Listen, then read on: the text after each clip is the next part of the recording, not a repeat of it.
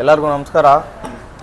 ಇದು KTM ಗಾಡಿ ಒಂದು 200 ಕೂಲೆಂಟ್ ಆಯಿಲ್ಲು ಇಂಜಿನಲ್ಲಿ ಮಿಕ್ಸ್ ಆಗ್ತೈತೆ ಅಂತ ಸಾರು ನೋಡ್ಕೊಂಡು ಬಂದಿದ್ರು.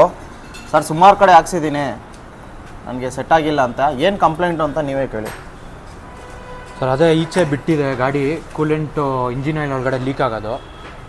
ಒಂದು 2-3 ಸತಿ ಚೇಂಜ್ ಮಾಡಿಸಿದ್ದೀನಿ ಸೀಲು, ಅಂದರೂ ಕೂಲೆಂಟು ಲೀಕೇಜ್ ಅಂತೂ ಕಮ್ಮಿ ಆಗಲಿಲ್ಲ, ಜಾಸ್ತಿನೇ ಮಿಕ್ಸ್ ಆಗೋದು. ಇನ್ಸ್ಟಾಗ್ರಾಮ್ ನೋಡಿಕೊಂಡು ಸರ್ ಹತ್ರ ಬಂದೆ ಈ ಥರ ಪ್ರಾಬ್ಲಮ್ ಇದೆ ಅಂತ. ಲೀಚೆ ಕೇಳಿದ್ದಕ್ಕೆ ಕೇಸಿಂಗೇ ಡ್ಯಾಮೇಜ್ ಆಗಿದೆ, ಇಂಜಿನ್ ಬಿಚ್ಚಿ ಹೊಸ ಕೇಸಿಂಗೇ ಹಾಕಬೇಕು, ತುಂಬ ಜಾಸ್ತಿ ಆಗುತ್ತೆ ಆ ಥರ ಹೇಳಿದ್ರು. ಕೇಸಿಂಗ್ ಫುಲ್ ಎಲ್ಲ ಬಿಚ್ಚಿ ಹೊಸದು ಹಾಕಬೇಕು ಅಂತ. ಸರ್ ಹತ್ರ ಬಂದಿದ್ದಕ್ಕೆ ಏನು ಬೇಡ, ಬರೀ ಇದೊಂದು ಸೀಲ್ ಚೇಂಜ್ ಮಾಡಿಕೊಡ್ತೀನಿ ಅಂತ ಅಂದ್ಬಿಟ್ಟು ಅಂದರು. ಸೊ ಇಲ್ಲಿ ತೊಗೊಂಬಂದಿದ್ದೀನಿ, ಪ್ರಾಬ್ಲಮ್ ರೆಕ್ಟಿಫೈ ಮಾಡಿಕೊಟ್ಟಿದ್ದಾರೆ ಸರ್.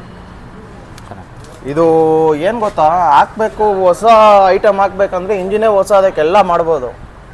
ಇವಾಗ ನಮ್ಮ ಹತ್ರ ಬರೋ ಕಸ್ಟಮರು ಅವ್ರಿಗೆ ನಾವು ಎಕ್ಸ್ಪ್ಲೈನ್ ಮಾಡಿದ್ರೆ, ಇದನ್ನೊಂದು ಟೈಮ್ ಗಮನಿಸಿ. ಇದು ನೋಡಿ, ಆಯಿಲ್ ಸೀಲು 2 ಕಡೆ ಓರಿಂಗ್ ಬರುತ್ತೆ. ಇದು ಈ ಕಂಪನಿದು ಒಂದು ಟೈಮ್ ಟ್ರೈ ಮಾಡಿ. ಇಂಜಿನ್ ಕೇಸ್ ಎಲ್ಲ ಚೇಂಜ್ ಮಾಡೋ ಅವಶ್ಯಕತೆ ಏನೂ ಇಲ್ಲ, ನೀವು ಖಾಲಿ ಇದನ್ನೊಂದು ರೆಡಿ ಮಾಡಿಕೊಂಡ್ರೆ ಸಾಕು. ನಮ್ಮ ಕಡೆ ಏನಾಗುತ್ತೋ ಅದನ್ನು ಸಪೋರ್ಟ್ ಮಾಡ್ತೀವಿ, ಇದೇ ಥರ ಮಾಹಿತಿ ಕೊಡ್ತಾ ಇರ್ತೀವಿ. ಫ್ಯೂಷನ್ ಮೋಟರ್ ನಿಮಗೋಸ್ಕರ ಇರೋದು. Thank you.